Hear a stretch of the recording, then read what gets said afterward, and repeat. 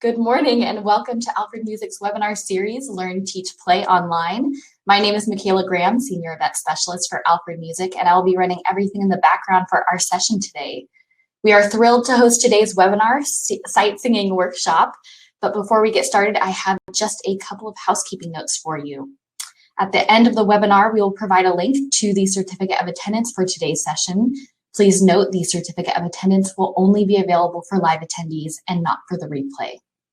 If you have any questions or comments for our presenter throughout the session, please feel free to drop them in the chat box. We love hearing your thoughts throughout the presentation, and we will have some time for Q&A at the end of today's session.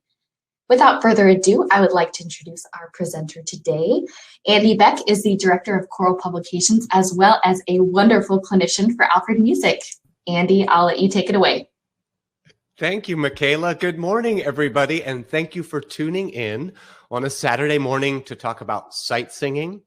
Before I get started, I do want to thank the ladies that are in our control room today, Michaela Graham, who you just heard speaking there from Nashville, and Krista Hart is joining us from Los Angeles. They'll be helping things run smoothly this morning and helping me answer some questions when we get to the end of today's session. So I am a bona fide sight singing nerd. I have always enjoyed sight singing. I have a long history and passion for it.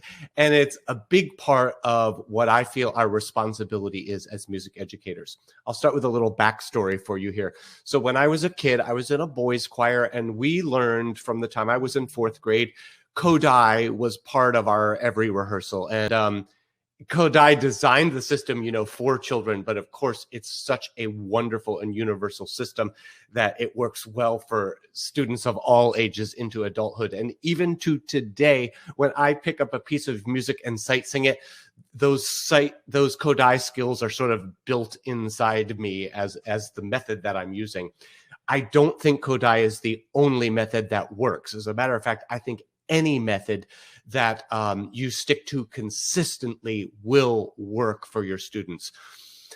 Let me say a little bit more about this. When I got to high school, I was the only singer in a school with an awesome band. And so I had a wonderful band director who decided, well, while Andy's here, I really think we should start a little choral program because he's so passionate about this.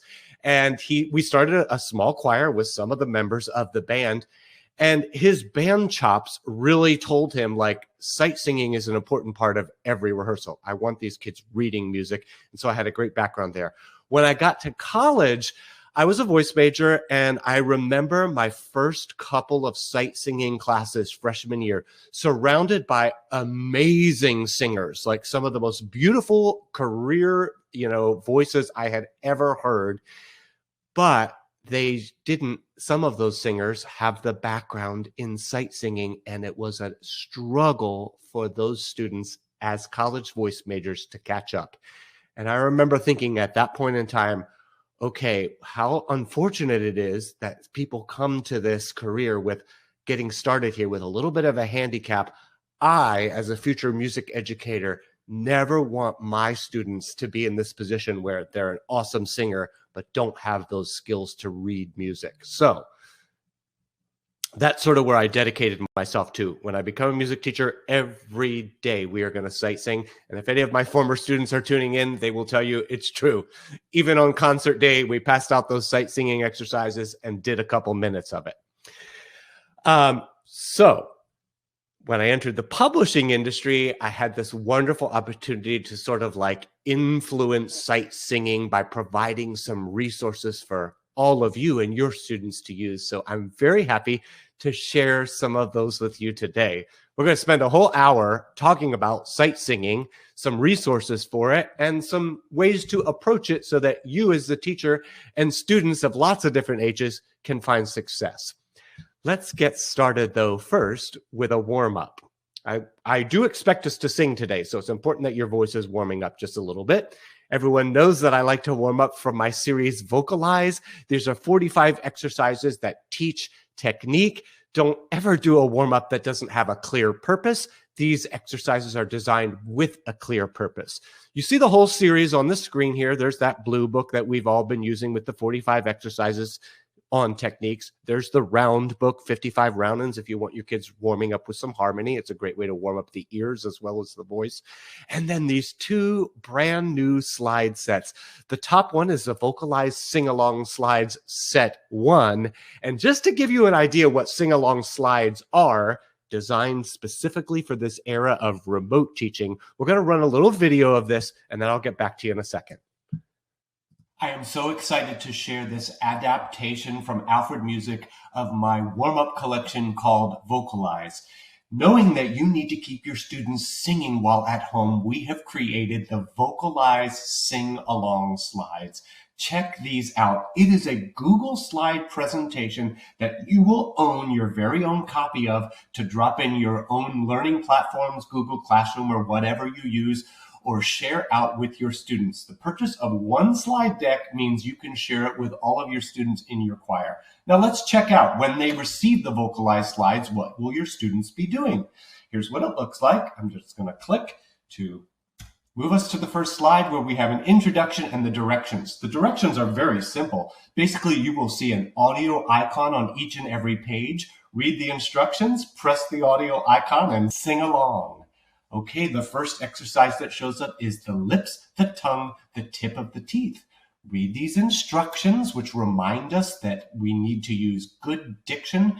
And by using those parts of the mouth, the lips, the tongue, and the tip of the teeth, enunciate clearly as you sing. And then students will simply press this audio icon, and away we go. The lips, the tongue, the tip of the teeth, carefully singing each word. Enunciate, enunciate, so that the lyrics are heard. The lips, the tongue, the tip of the teeth. Of course, every exercise modulates to many keys, so you're really warming up the full vocal range when you sing with these slides. Let's try sing legato, sing staccato. Sing legato, fa la la la la. Sing staccato, ha ha ha ha ha. I'm going to move on to the very next one. Never louder than lovely. All about using tone that is beautiful and not oversung. Never louder than lovely. Never stronger than sweet.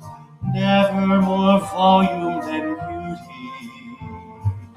Singing like this is a treat. Let's see what else we have. There are 25 exercises in this product that you may send the whole deck out to students or create different copies where you just send them specific exercises geared to whatever skills you're introducing or reinforcing. I hope you enjoy the Vocalize Sing-Along Slides. Another important part of a warm-up is variety, and I challenged myself this year to provide even more variety in the Vocalize line with a new set of slides. This is Vocalize Sing-Along Slides Set 2. There are brand new exercises in this slide set, never before published, such as the one you see here on the screen called The Shaping of a Phrase. This talks about rise and fall, crescendo to the middle, taper at the end.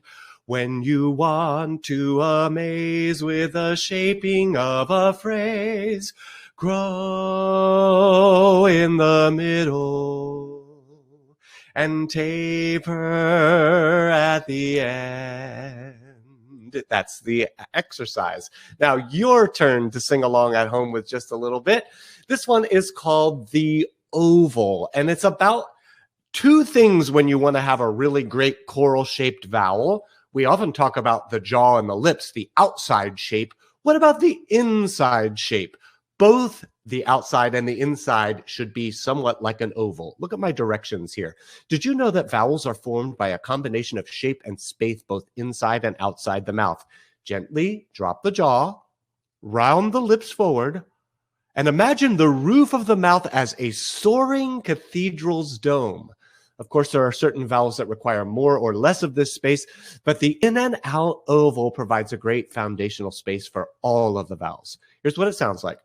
tall and round, shape the space, oval in the mouth, and an oval on the face.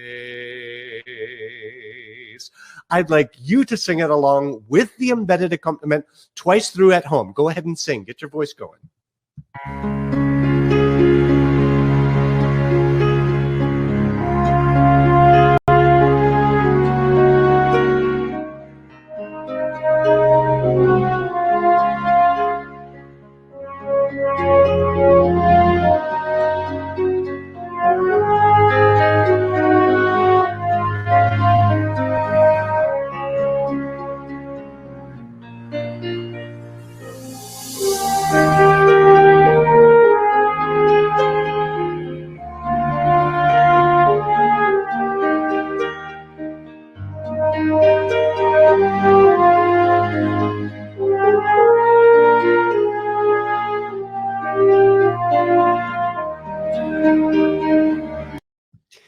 And the accompaniment does continue through a couple more modulations, so you're really warming up a large part of the vocal range with this exercise.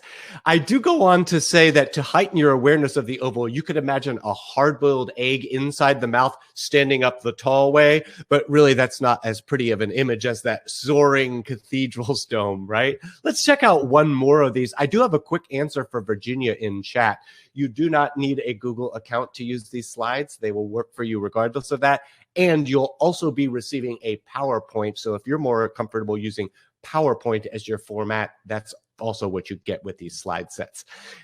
Let's do one last warm-up exercise. This one's all about breathing. Breathing is the foundation of great singing, and I think great singing is required to be a good sight singer. You need to have some basic technique like breathing, so let's do this. I tell students to imagine they're wearing an inner tube low on their torso, okay? We talk about when we inhale, of course, the shoulders stay in place, the chest stays in place, but the tummy, the diaphragm, it all expands. And oftentimes we see students thinking about the front of their bodies expanding, but I want you to know that the whole body expands because the rib cage really opens up to receive a deep, deep breath, which means the sides are going to expand. And even in the back, I'm breathing right now and I feel that my thumbs are together at my spine, but when I breathe in, I can feel them separate because there's expansion back there, like I've got an inner tube around the tummy and the sides. Alas and alack, the inner tube expands, even in the back. Let's go ahead and sing this one through 2 times at home.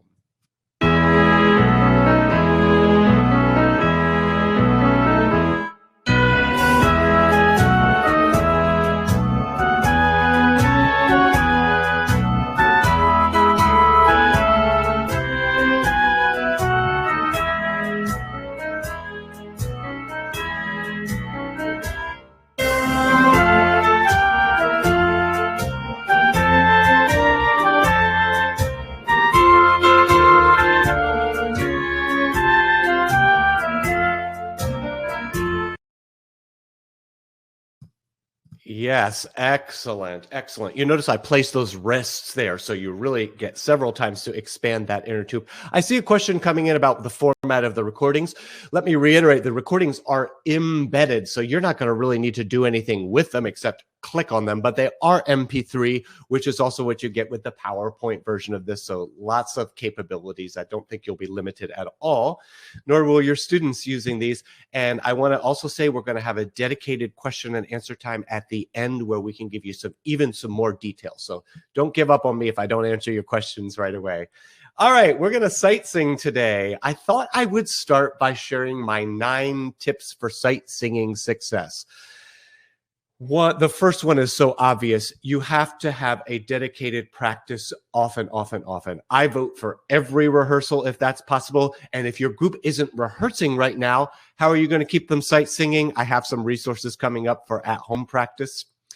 The second one says, isolate rhythms and pitches. I truly believe those are 2 very different, although related skills. They're very different. You have to be good at each of them individually before you can combine them to be a complete sight reader. So I do think it's important you do rhythm drills separate from learning pitches, and then you put exercises together. Hopefully we're going to see that today in some of the resources I share. Looking at the letter G, we're going to gradually increase the level of difficulty. Having written now a few sight singing methods, I will tell you that I consider that sequence of events and the gradual progression the most important thing that I offer in composing these resources and creating them. I think you need to have it gradual so that students are feeling a level of success. We all love to do things that we're getting good at, right?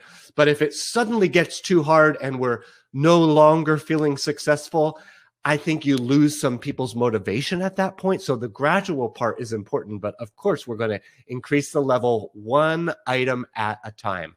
I seriously hope that we never bombard you with too many new concepts at once, because that's where we might lose your confidence and that idea of motivating you. Under the H, I said this earlier, have a methodology and stick to it. I'm a Kodai person. I've stuck to it my whole life. You might be Takadimi or a Gordon system or counts. Whatever it is, just be consistent. I know this for a fact. When I was getting my graduate degree in choral conducting, my master's paper was based on a study of sight singing methods. I, being naive, wanted to prove that Kodai was the best way to teach sight singing. So I enlisted various schools around the state of Missouri, middle and high schools, to take a year and teach different systems. You're going to do this one, you're going to do that one. And then I compiled all the data. And you know what I found? No system works better than another if you are consistently, daily, every rehearsal, at least once a week, working the system. Students will learn with that. So you can stick to your own methodology. Tap a steady beat or pulse. So as we're sight singing, you see this in your singers, our tendency is to slow down and to kind of like stop when we feel unsure of a note or a rhythm. And this is really detrimental to good sight singing. Keeping it going is important. This is why the band teacher asks your kids to tap their foot when they're first reading rhythms. They just want to keep it going. This is why piano teachers ask us to turn on the metronome. Keep on going, don't stop. I always ask my student sight singers to tap a beat, whether it's just something here on your shoulder. I've taken to tapping beat on my shoulder, by the way, so that people can see it on the screen. But it could be in your feet. It could be tapping your thigh if you're seated in rehearsal. Keep that steady beat going. It's important. And then skip ahead to the N across the way there. Skip ahead to the end because it relates to this T. Never look back. You got to look forward. So the beat is going on. I am singing through the exercise. And really, I'm one step ahead in my brain. So I might be singing beat 2 and 3, but my eyes and my brain are thinking about beat 4 and 1, right? I've got to be preparing. It's too late to think about the next measure when we arrive there. You've got to be preparing, okay? So you know where you're going, that roadmap. Now back up to the top green S. Study before you start. This is so important. When I first started doing sight singing that first year out of college with my students, I would say, okay, it's exercise 5. Everybody ready? Here's your note and go. Here we go. And we weren't having a lot of success. And then I realized, whoa, hold up. There's a moment before sight, the actual performance, that's actually way more important. And that's where you're really doing the analysis part. This is how you can get ahead of the curve a little bit. So there are lots of steps here. First, you've got to check out the time signature and know how many beats are going to be in the measure. You've got to check out the key signature. Why? Because you determine we're in the key of F, and I see, oh, my first note is on that first space in the treble clef, F, key of F. That means that's a do note. Okay, that's some information I needed. Then this part, I always turned it over to the kids for like, we're going to have 30 seconds of silent study now, and here's what you're going to do. Examine the rhythms. Look for anything that's hard to you, like quarter notes. Easy. Eighth notes, not so bad. Oh, there's a syncopation. I better look twice at that. This is all in my silence study. Identify things that might be difficult. Look again for pitches, intervals. We're all pretty good at stepwise, right? But if we see a larger interval, can you say, oh, that's just jumping between do, mi, and so? We've done that before. I'm good with that. Oh, there's a big interval. I better think about that one. And then you have this silent study before you start. I think it's really, really critical that you do this. Internalize it before you perform it. Skipping down to the I. I think it's really, really great to sight sing a cappella. I really am actually an advocate for sight singing a cappella. I think it's the best way.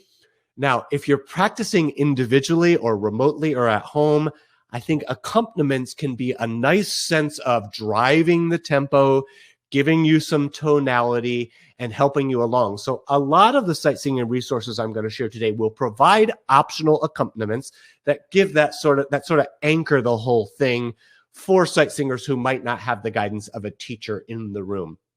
Plus, it's fun sometimes to have those accompaniments, but independence is key. So you'll notice I don't provide any accompaniments for my sight singing exercises that actually pound out the actual notes. I don't want you hearing them and then responding. I want you responsible for your notes. The piano will play something that supports you, but doesn't drive the whole thing, okay? And then we're down to the very last one. This is the one I often get lots of questions about. Golden tone and technique make it musical. So here's the thing. If you're sort of so nervous about sight singing that you're do, re, that sort of thing, that's none of those things I just did were a note. You really have to sing with support and sort of a level of confidence in just making some noise on your instrument that really, really helps you to be a better sight singer. That's why I always precede my sight singing by some good solid warm-ups. Get the voice going, create some sound so that you really have something to work with. That sound is like the clay that the potter then shapes when they're actually putting it on the wheel is our sight singing part, but we first need to actually get the clay going, okay? I'm going to move to the next resource here. This is the newest resource that I've created for sight singing, and it is called, like today's workshop, Sight Singing Workshop. These are on-screen exercises. So again, the slides format that we showed earlier, PowerPoint slides, Google Slides, embedded recordings, and links. We're going to spend a lot of time in this right now, so I hope to answer a lot of questions that might be coming up. This was designed specifically as I thought about how do I keep students sight singing when we're not actually coming to school, when we're not actually having rehearsals, when it may not be safe to sing all together in my room. These could go out to students in their own spaces and keep them sight singing. Now, let me say that there are 20 units in here. Each of the units has 5 slides. So there are over 100 slides here that should keep your students going for a good amount of time. Whether we end up back in the classroom or not, you've got a lot of exercises. I want to do a little parenthetical statement here about the slides. They're great at home. They're great sending them out. But they're also going to be great when you get back to the room and you can project them up front on your screen. That takes away the book. There are 2 things I think about the books. One is you can know what your kids are actually looking at. They're actually looking at the correct notes and rhythms, right? Their eyes aren't wandering somewhere else on the page. If you have younger singers, that's something you're teaching. The other thing is the idea of like all those books being passed around might be a little bit germy, and projecting might be just great, safe. Let's take a look. Moving to our next slide. I thought we would take a look at Unit 4 here. And once you learn Unit 4, you're going to know that the basic format of these 5 slides per unit. The first slide you always encounter is called the rhythm drill. So this is that idea that we want to concentrate on rhythms before we have to worry about pitches. So let's do a rhythm drill. The introductions will say you can type the correct syllables in the box. So your students will have these slides. They can actually get in those little blue boxes and type. Maybe you use counts. They're going to type 1, 2 in the first box, then a 3 under the quarter, and a 4 under the fourth quarter. Maybe you're kodai, ta, ta, ta, all that. Maybe you're using something else. They type their answers there. This is just sort of helping them to solidify they are consistently using a system to think about this. So they're not just shooting in the dark, but we've got a system here. Then it says advance to the next slide to reveal the answers. Okay, I want to talk about the answers. I mentioned I'm a Kodai person. The answers provided right here are the Kodai answers, and that's what you get in this collection. However, all the slides are completely editable, so you will be able to replace these answers with whatever system you are using or teaching. Okay, it's very easy to do that. On the couple of slides where answers are provided, you can edit those to be what you want them to be. And a little later on, we're going to demonstrate physically how you do edit those things. So stay tuned for that. I've got my rhythm drill here. I'm going to start with a tapping that beat like I said I should. 2, 3, 4, 1, 2, and I will chant. Ta, ta, ta, ta. Ta, ta, ta, ta. Ta, ta, ta, ta. Ta, ta, ta, ta. The parenthetical are my way of thinking this length, okay? Sometimes I tell kids to like, you could click your tongue there, measure 1, 2, 3, 4, 5. The second line would be ta, ta, ta, ta. Yeah, that's sometimes fun to hold the space. You can think ta, which is what that parenthetical thing means. I love seeing when, if you're clapping the rhythms, people will open their hands to hold the space. Can you see my hands open there on beat 2? Or like the last measure of this thing would then be clap, clap, to hold the 2 beats. So we really sort of keep the beats held. So we can clap, tap, or chant the exercise. And then, as I mentioned, there is this optional click the play icon, and there's an accompaniment you could perform along with to really sort of make some music out of this little exercise. Because, I mean, let's face it, exercises can be a little boring. If there's a little bit of accompaniment, maybe it's going to feel a little bit more like music for us. Let me move to the next slide. Pitch is next. Check out this pitch pattern. My teacher taught me that no sharps or flats means we're in the key of C. I know that the bottom ledger line is C, so do the math. That's going to be do. Let's see what I'm going to have to type in here. In the first blue box, I would type do, then re, then mi, etc. Then I can advance to the next slide to reveal my answers. Here I go. There they are, do, re, mi, re, do, ti, do. If you are a hand sign person, this is a great time to get out your hand signs and practice those. And then I'm ready to sing. There's my starting note. Do, re, mi, re, do, ti, do. And you can't see me, but I did have my taps going right here on my desktop, keeping that beat going. So lots going on there. I don't think it's important that your students, and I always told my students this, look, if you don't say the word me where you're supposed to say me, that's not wrong if you have sung an E and a half note. Doesn't matter, but I do want you to keep working on these do, re, mi's because that's that systematic approach of having a method with which to sight sing. Now let's proceed to the 5th slide of Unit 4. And here's where it all comes together. So it's scaffolded, right? I want success here in the Melody Maker. So if you remember what we practiced in the rhythm drill, you're going to see similar rhythms now. If you remember what we practiced, the notes in our pitch pattern, you're going to see similar pitches and intervals represented here. So hopefully we've really built in some success. The study part of this is where you might want to take some time. Study the rhythm. What do I mean by that? I mean, actually practice. Ta, ta, ta, ta, ta, ta, ta, ta, ta, ta. Ta, ta, ta, ta, ta, ta, ta, ta, ta, ta, ta. Got the rhythm. Now let's worry about the notes. I say I've got do, re, mi, re, ti, do, right up the scale. Do, re, mi, re, mi, re. Okay, everything stepwise. I know all those syllables.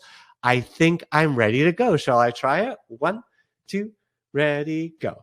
Do, do, re, mi, re, do, ti.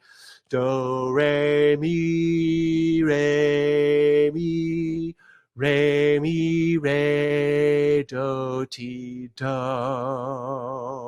I feel pretty good about that. Now, if I wanted to perform it with the embedded accompaniment, I would click that blue icon at the top of the page and I'd be able to sing along right here with that. And even better, if I would like some assessment and my teacher isn't there, there's this amazing option at the bottom of the slide. It says available in Smart Music. These are linked. Students will click there. It will take them to Smart Music, which is a free experience in Smart Music. I know Smart Music is a thing you subscribe to, but for anyone using this sight singing workshop, it's totally free to get to Smart Music and do the entire exercises on there. Now, I'm going to demonstrate that with a prepared video. I think you'll find this pretty cool, how students can get some self-assessment right in the moment, whether you're there or not. Let's run that little video clip. So here I am at the end of Unit 4 in Sight Singing Workshop. I have practiced this melody maker using the slide and clicking on the accompaniment already. Now I'm ready for some formal assessment as powered by Smart Music. There is a link right at the bottom of the slide, which will take us to those free recording and assessment tools. Smart Music is opening up, and then you see I'm presented with the exercise we just saw on screen. I have a couple options. If I wanted to practice before I record or get assessed, I go with the green arrow, but I'm ready to go. I've practiced this already. I'm going to click the red record button. Now, once I do that, I'll be asked to test my microphone. That takes just a moment. And then we'll start rolling the track. You're going to hear that track in the background, and my microphone's going to pick up my voice. Smart Music will turn the correct notes into green, the incorrect notes into red, and anything slightly off, maybe out of tune or out of rhythm, will be yellow. Let's see how I do. Test.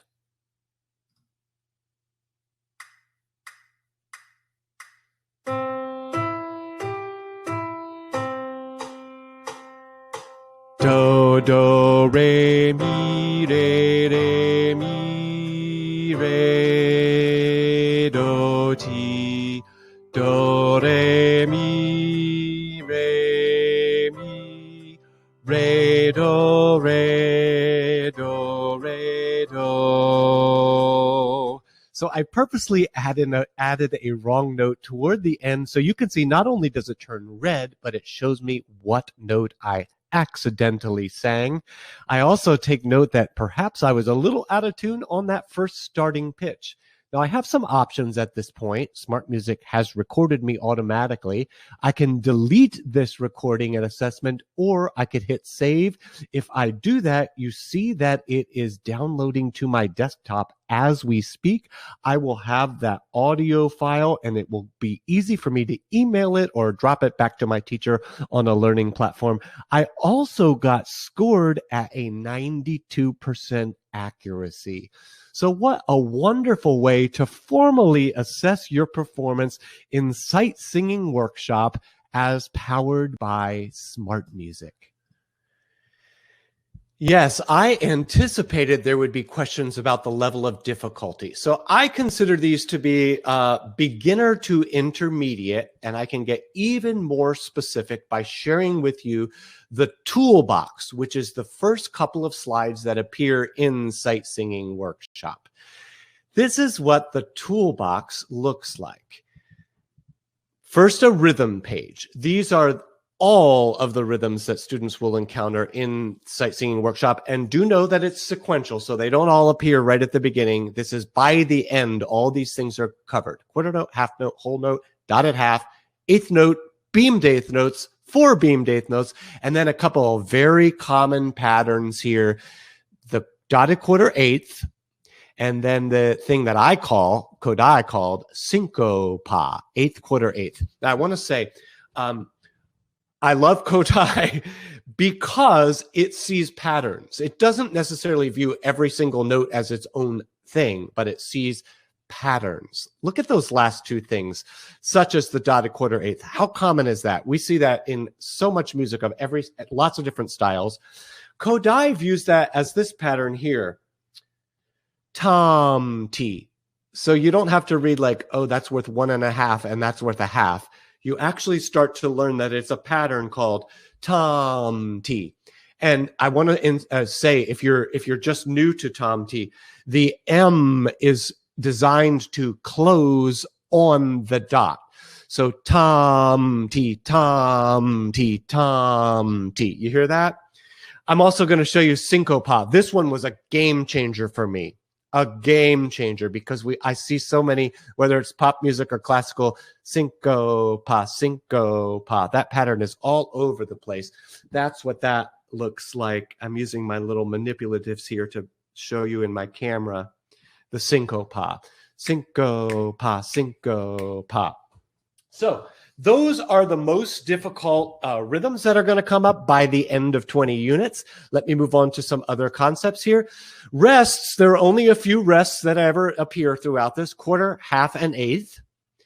Time signatures, there's 4/4 and 3/4. That's it. I'm starting with the basics. I think most of the music that we perform at beginning and intermediate levels is in 4/4 and 3/4. So why not spend a lot of time working in those?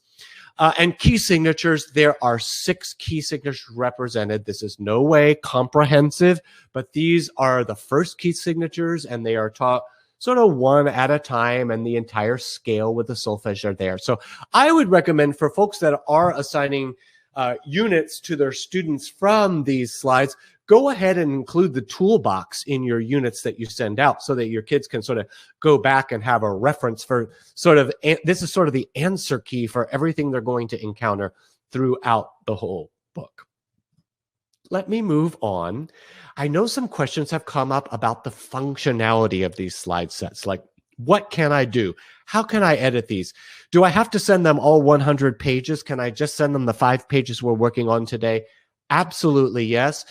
Krista prepared a video for us, giving us some information. Let's check out that video. Interactive slides can be used the same way you use a reproducible printed book. Just purchase one and you can duplicate it for your class. Visit alfred.com/remote resources to see all the interactive slides that are available. You own your own copy of these slides, so you can edit them as needed. For example, you might want to change these rhythm syllables to a different counting system. To do this, use the text box tool and draw a box covering the line of text. Next, change the color of the box to white so that you can't see what's beneath. Now type in the numbers or syllables you prefer. Want to assign only a few slides at a time? Highlight the slides you want, then under the File menu, choose Make a Copy, then Selected Slides. Rename this new deck and click OK. This will open a new presentation that includes only those slides. Share in Google Classroom or change the word Edit to Copy in the address bar. This link will prompt each user to make their own personal copy. You can even create a unit by combining slides from different products. For a choral music unit, you might start with a warm-up from vocalized sing-along slides. Highlight the slide and copy it. Then go back to your empty slide deck and paste it in. Choose Keep Original Styles when prompted. Next, let's add some exercises from the sight singing workshop. Again, just copy the slides you want and import them into the new slide deck. Let's choose something from Choir Bites. This one is called Sing in Different Fonts. These engaging images, articles, and assessments cover key choral concepts, so they keep singers thinking about technique and ensemble, even when you can't rehearse together. And finally, let's add a music history lesson with a chapter from The Women of Western Music. These slides include biographies, assessments, and embedded recordings for 18 important female musicians, including this one on Florence Beatrice Price.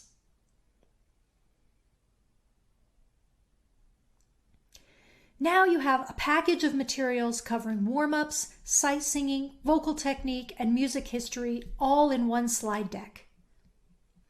Change the word edit to copy in the address bar, copy the link, and share it with your students. When they open it, they will be prompted to make their own copy.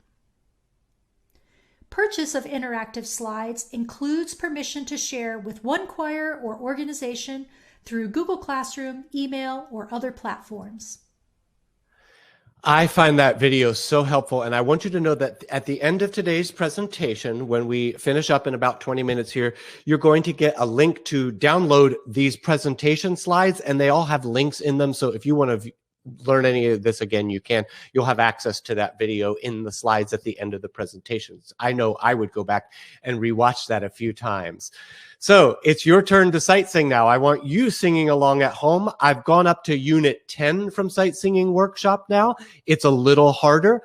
I'm going to pretend that you have some experience with eighth notes and quarter notes. And we're going to take a look at the slide that's over on the right of the screen. When we perform this, you have some options. You may clap, you may tap, you may chant using any system you want, but let's try out those recorded accompaniments now. Before we run it, let me tell you that you're going to hear 4 beats on a metronome before you begin, and then you start your performance. Let's give it a go. Check out the rhythm drill.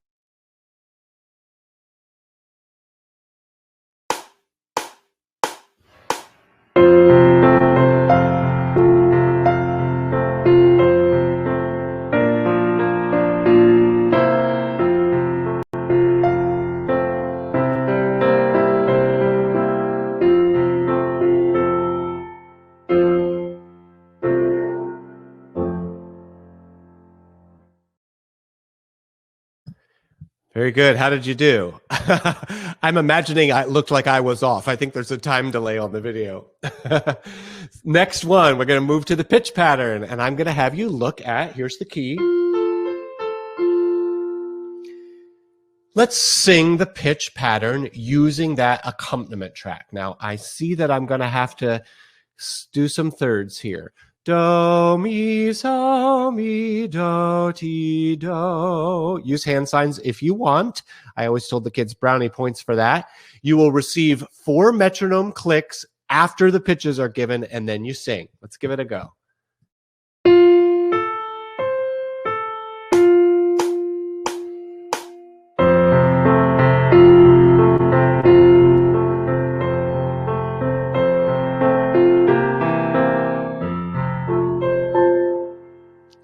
Very good. And let's see the culminating exercise, the melody maker. So I bet there's going to be some do, mi, so skips. Oh, yes, I see those toward the end. That's why we practice that pitch pattern. I bet there's going to be some tom ti. That was definitely part of that rhythm drill. And I do see it there in bar 3 and 5. Take a moment of silent study. I'm going to tell you a little trick. I learned this from my wonderful sight singing teacher years ago in college, and I shared it with my students all the time. You can do, just by shaping your lips and very quietly inhaling and exhaling. I imagine you can't hear what I'm doing, and I don't really want you to hear it, but you can sort of do a quiet whistle to yourself to practice. Try it. I'm practicing. And I feel pretty confident that I've got it. How's that working for you? All right, we're going to get our pitches, then 4 clicks, then we sing the melody maker. Let's give it a shot.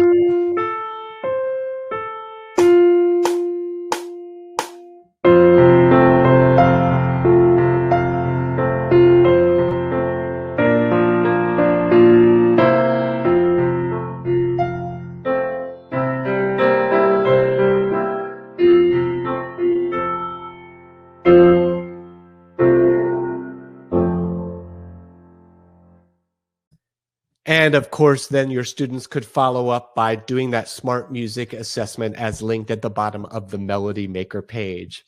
I wanted to just show you with this slide that if smart music is a new term to you, I just want you to know that it is a wonderful platform with plenty of choral resources, including hundreds of choral titles. What you get in a smart music experience with a choral title is part predominant rehearsals. So your altos can work on just their part with those recording and assessment tools like we showed earlier in that video. Look at the upper left of my screen. There are also a solo vocal repertoire in smart music, which is great for this time of fewer choral groups, right? Look over to the upper right and you see Sing at First Sight, which I'm going to talk about in a second, and Vocalize there. So examples of great choral resources in smart music. I'm going to move right to the next slide as my introduction to Sing at First Sight.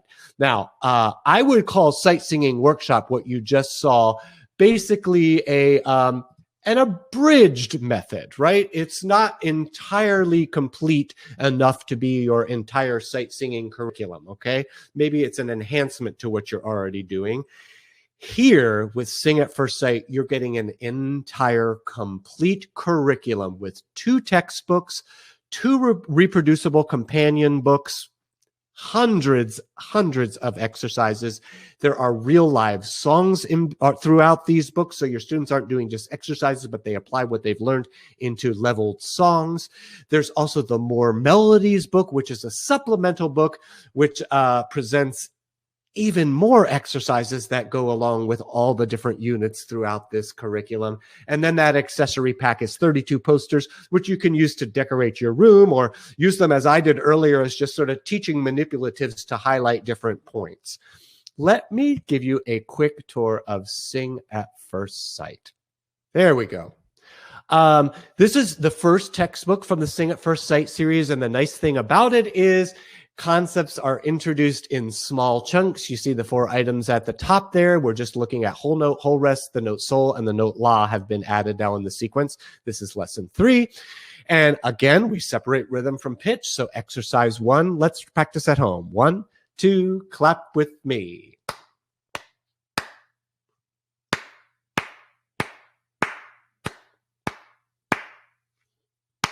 Two, 3, 4.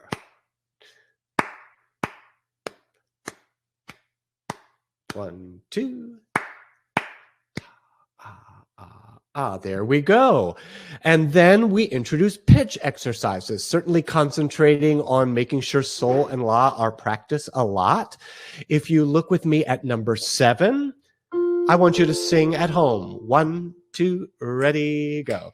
Do, do, re, do, do, re, mi, re. Mi, fa, sol, la, fa, mi, re, do. I'm going very fast now, not giving you the silent study because time is coming to an end here. We're getting close. And I also want you to notice that challenge exercise at the bottom. Challenge exercises are scattered throughout Sing at First Sight.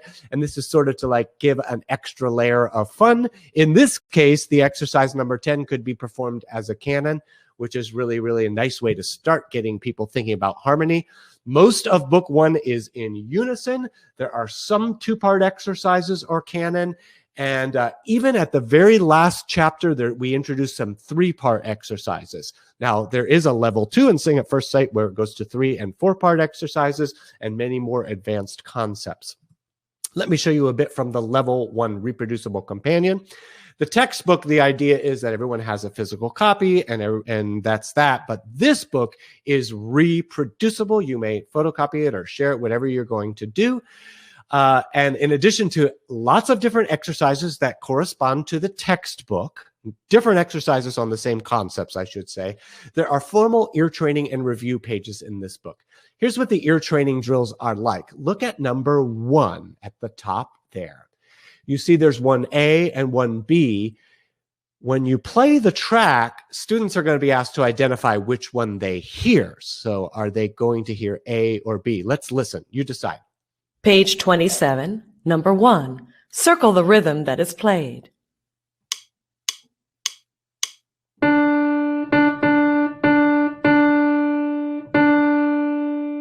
Yes, now look down to number 3. We're skipping ahead. Now it becomes melodic.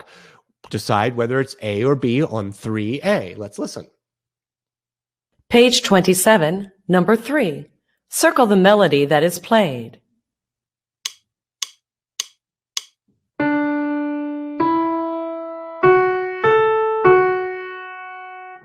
Which one was it? It was B. Now look at number 5. The directions change a little bit. This is error detection for your students, which I think is an important part of this. Not only is ear training part of sight singing, but error detection will come in very handy when you're working on learning repertoire. There will be one note or rhythm played incorrectly in number 5. Raise your hand at me when you hear it. Here we go. Page 27, number 5. Circle the note that is played incorrectly.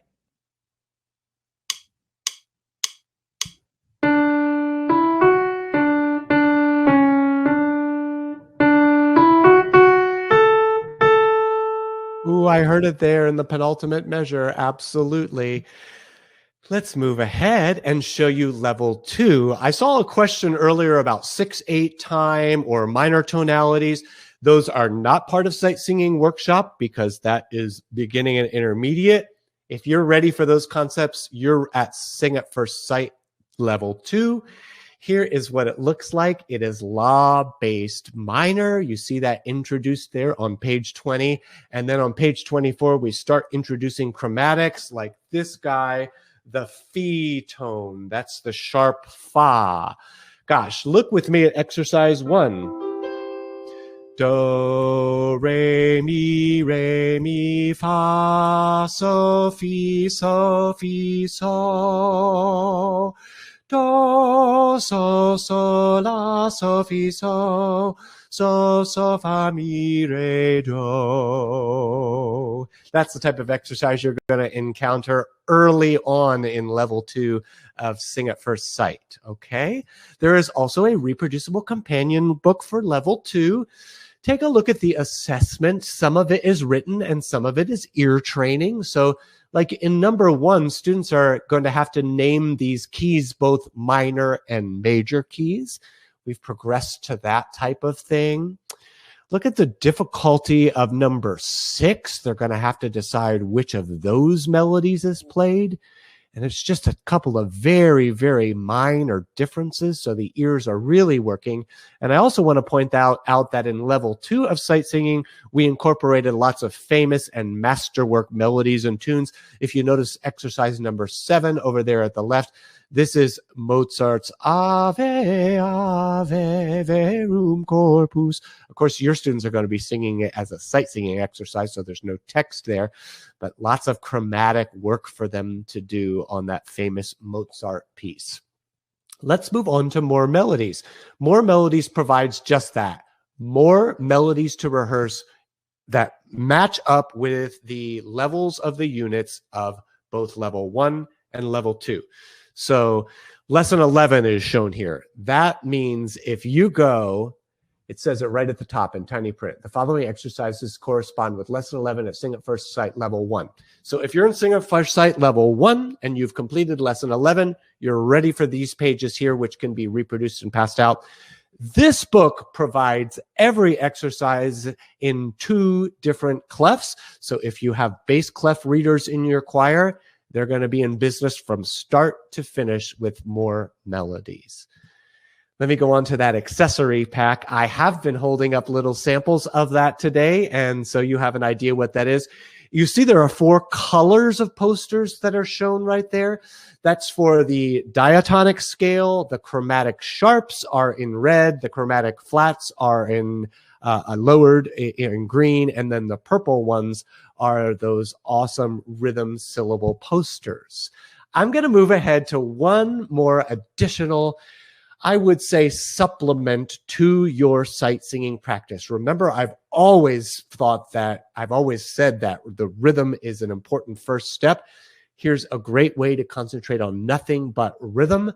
Rhythm Workshop includes 575 exercises, and they're all organized by time signatures. If you look at my sample page up there, number 67, this is a 3/4 chapter of the book. So every example is going to be in 3/4, and you're working mostly on eighth and quarter notes and rests. There's that little what's new bubble. Those appear throughout Rhythm Workshop just to tell you something you've never seen before until exercise 58 are eighth notes and eighth rests. Now, each example does not come with an accompaniment in Rhythm Workshop, but instead you're provided with several tracks in lots of different time signatures. So when you're working on the 6/8 time signatures, there are 5 different tunes that you could play a 6/8 track to and clap or tap or chant along. In this case, I wanted you to get the feeling. You feel comfortable with eighth notes and eighth rests in 3/4? Let's play this embedded sound on my slide here today. And I want us to perform at home all 5 exercises with no stops in between. I grabbed 2 pens. I'm going to play right here. And I want you to play along to clap or tap or chant. It starts with 6 metronome clicks, and then let's do the entire page along with this track. Here we go.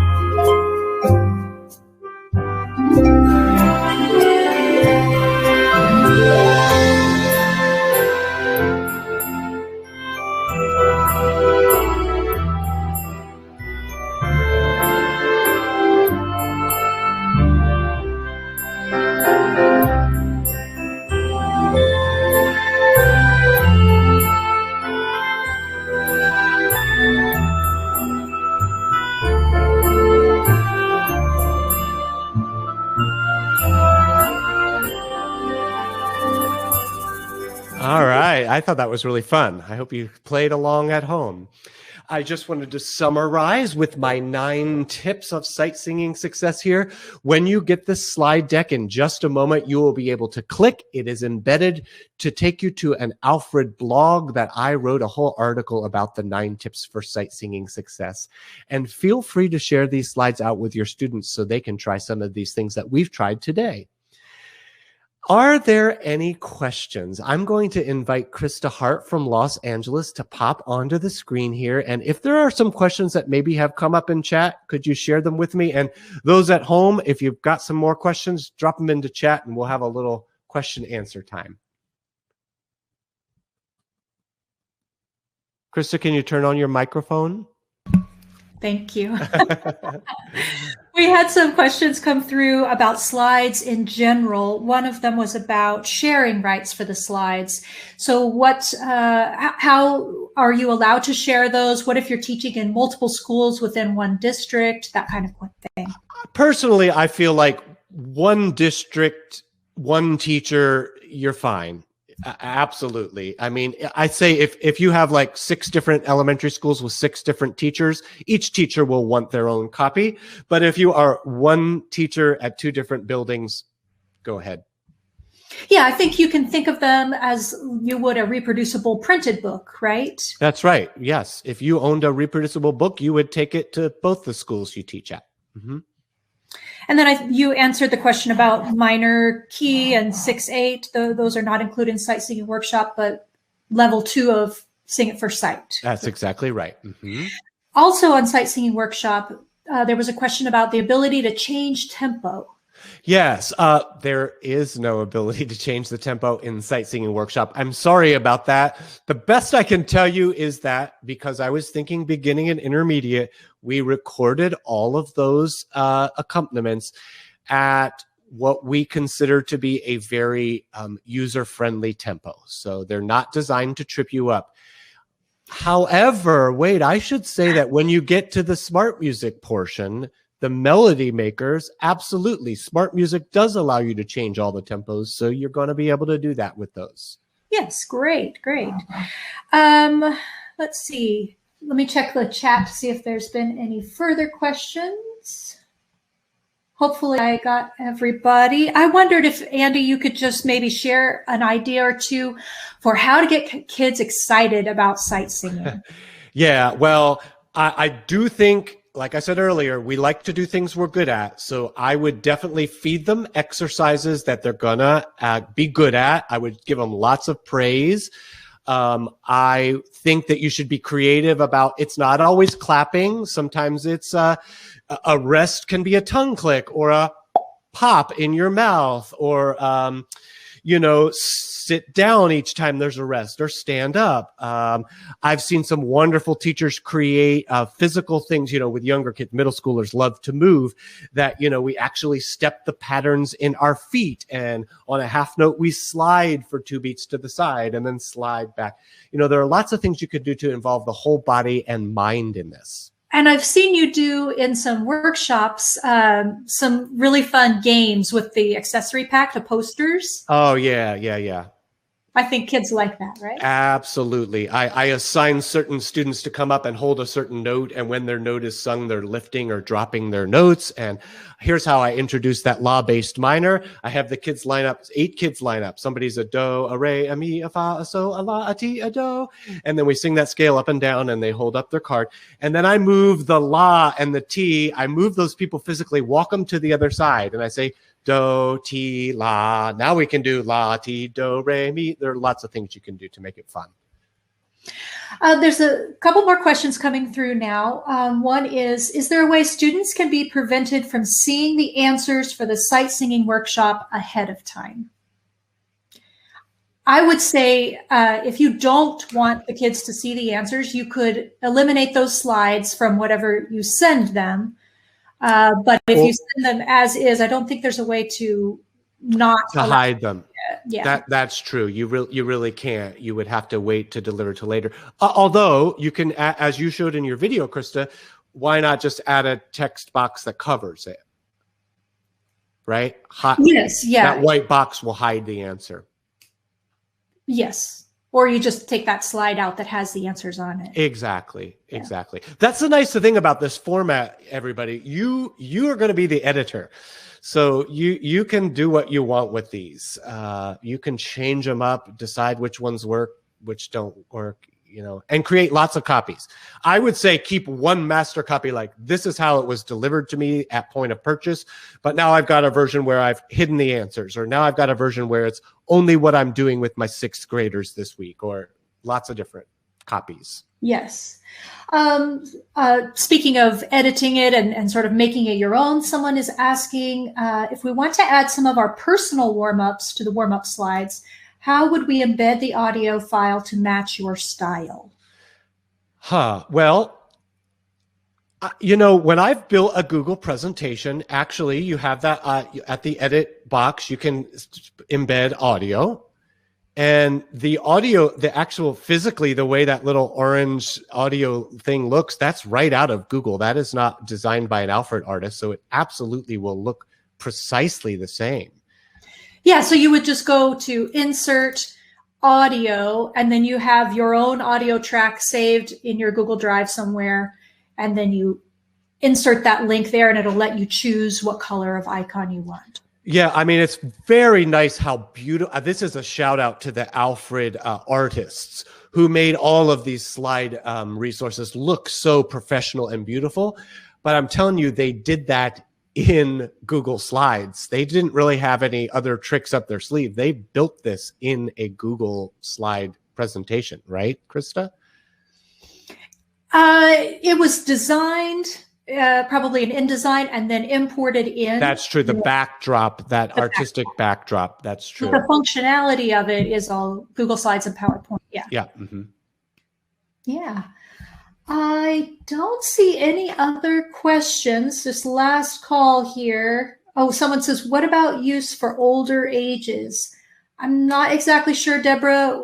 Let me just say a little bit about this. I do not think there's an age limit on any of these resources. I know there are church choirs out there trying to do some sight singing and warm-ups, and purposely the design and the build of all these, I don't feel are childish at all.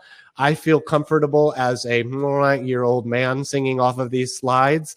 I think you should use them. As a matter of fact, the vocalized sing-along slides were created when one of my dear friends here in Raleigh reached out to me and said, Andy, tell me how to get my singers to keep church choir singers, senior citizen singers, still singing while they're at home. Any ideas? And I said, I do have an idea. And that they were actually built with an adult choir in mind. And then we realized, gosh, this would be great for schools, of course. So I would share this with any age level. You can find sight singing methods with lots of cutesy little cartoons in them, and none of these are that.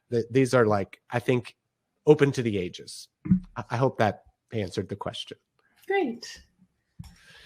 I don't see any other. Thank you. Other here. Thank you for facilitating these questions, Krista. I really appreciate that. I'm going to advance to our next slide and just remind you to keep singing during this pandemic. Here's some ideas for your choirs at a distance. You can put on those masks and spread everybody out. Don't share the music. When the weather gets nice, go outside to the parking deck like you see in that photo. You're going to have linked to these slides. It's coming to you right now. You're going to be able to click on these blog articles about creating virtual choirs and about singing through a mask. The license requests are linked in the middle. If you're trying to create a virtual choir, you can click right there and request a license to do that. It's very simple and inexpensive, usually free with a piece of Alfred music. Let me move on. The final notes. Please do download these slides. You're going to get to practice with them now. You will be receiving a full recording of this webinar coming to you soon in email if you registered. Plus, you can always view all of Alfred's webinars on our website. Fill out the survey. At the end of the survey, you will be granted a 20% off coupon to use on anything Alfred until February 21st. So anything you want on any of our websites. Thank you for attending. That's our gift to you when you fill out the survey. You're also getting a certificate of attendance so that you can keep a record of what you learned. And then please join me, particularly the elementary and middle school general music teachers who might be here. I'm going to be sharing the webinar stage with a wonderful educator and author, Danielle Bayert, on March 20th, where we're going to do lots of curriculum teaching ideas in any format. So whether you're virtual or in person or a hybrid, join us for that. That brings me to the end. It was so fun interacting with you all and getting to sight sing a bit today. Thank you so much for tuning in, and I hope to see you all again. Bye-bye now.